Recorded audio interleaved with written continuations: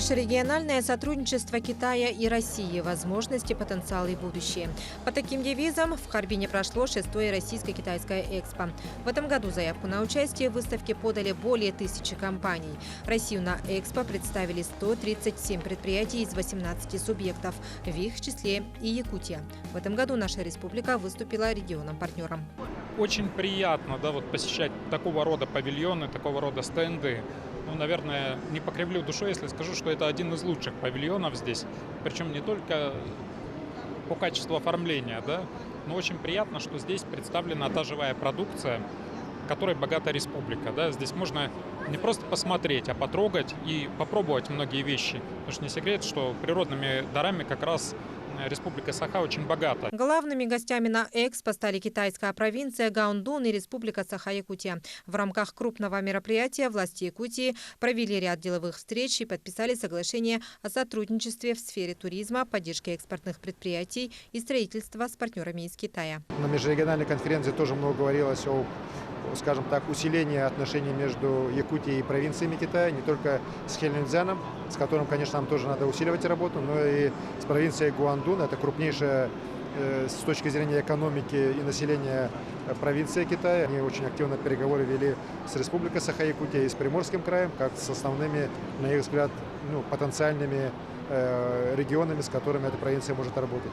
Наша республика представила одну из самых крупных экспозиций выставки. На площадке 400 квадратных метров гости ознакомились с экспортом, инвестиционным потенциалом, туризмом Якутии и не только. Активно продолжаем рассказ, собирать заявки. У нас уже вот такая стопка заявок от потенциальных китайских туристов, которые хотят посетить и полюс холода, и Ленские столбы, и посетить наши сплавы, приехать на нашу рыбалку. То есть китайцам интересно все, и мы готовы, конечно, в ближайшее время принять. Мы сейчас активно приглашаем на наш национальный праздник СЭХ. Также гости ознакомились с главными туристическими брендами, с продукцией экспортно-ориентированных предприятий. Это ювелирные изделия, изделия из мамонтовой кости, самый северный чай и якутская рыба.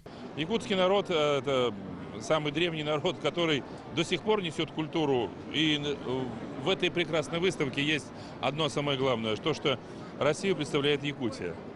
Я горжусь этим. Главная тема экспо – межрегиональное сотрудничество Китая и России. Возможности, потенциал и будущее. На общей площади более 86 тысяч квадратных метров разместились стенды свыше 1700 компаний из 74 стран и регионов. Большой интерес у китайцев вызывают изделия из мамонта и все, что связано с ним. Наша база находится в Депутатском. Добыча у нас на разные районы выдается, но конкретно последнее время было в Устьянском, на Яне, Устьянский район. Мамонт, он практически сопоставим, наверное, со слоновой костью, но учитывая историческую ценность, тут, наверное, мамонт все-таки предпочтительнее. Даже если слоновая кость может менять свой цвет, но мамонт уже не поменяет, он уже тысячелетия пробыл в этой среде и не меняет. Прочность такая же. На стенде также можно увидеть продукции Нижегородского масло-жирового комбината. Был представлен широкий ассортимент туалетного и хозяйственного мыла из натуральных жиров и масел по классической технологии. Особый интерес представила линейка маргаринов серии Z, без Е-кодов, опасных красителей, ароматизаторов и консервантов. Но ожидания у нас какие? Рынок Китая огромный, один из самых больших в мире. И мы надеемся найти крупных, больших партнеров, с которыми можно завязать долгосрочные отношения. У нас уже есть партнер здесь, в Китае, мы с ним успешно работаем, но Китай гигантский, подчеркиваю. И один партнер не очень, наверное, будет справляться. Пеллетная печь «Камин-ракет» относится к воздушным отопительным аппаратам, в которых перенос тепла осуществляется конвективными воздушными потоками и отраженным тепловым излучением. Ракета способна проработать более 32 часов на одной загрузке бункера пеллетами без всякого вмешательства человека. Топливом для камина служат древесные гранулы, самый распространенный на сегодня вид твердого биотоплива. Наш завод, он только начинает, собственно говоря, работать на рынке таких потребительских товаров. Вот наш завод разработал такие печи-камины. Она не использует электричество, но при этом это является автоматическим отопительным прибором. Госсовет КНР дал официальное распоряжение об открытии Харбинской бондовой зоны как части большого проекта экспериментальной зоны по трансграничной электронной торговле в Харбине. В рамках Экспо состоялось подписание соглашения о сотрудничестве между обществом «Российский экспортный центр» и административным комитетом Харбинской бондовой зоны, что позволит внутри зоны производить упаковку, фасовку товара и его переработку. Проектов таких действительно много. У нас вот прошлый год знаменовался целым рядом успешных выходов наших компаний на китайский рынок по каналам электронной торговли. Надо решить вопрос логистики. Товар должен быть доставлен покупателю в нужном качестве в установленный срок. Для этого товар надо, как правило, иметь на китайских складах. Значит, необходимо обладать соответствующими знаниями по маркетингу, по каналам электронной торговли. Харбинская бондовая зона имеет железнодорожное сообщение со всеми крупными городами Китая и другими бондовыми зонами внутри страны. Например, путь из Екатеринбурга в бондовую зону занимает 80 дней, а из Москвы 10-12 дней. Высокоскоростные магистрали находятся в 15 минутах от зоны. Имеется авиасообщение с 11 городами России. Делегация ознакомилась с инфраструктурой и имеющимися возможностями для расширения взаимной торговли между Россией и КНР.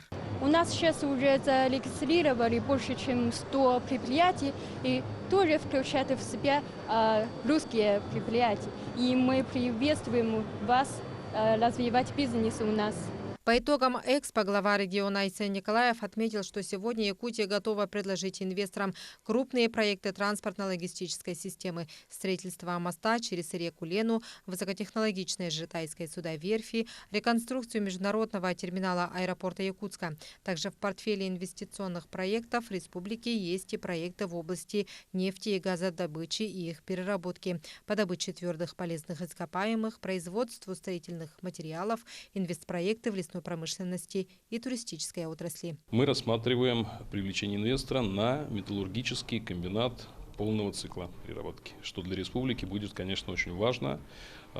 Такой системообразующий будет объект, который, во-первых, обеспечит большое количество рабочих мест, во-вторых, при правильной логистике обеспечит также и хорошую экономику для бюджета нашей республики.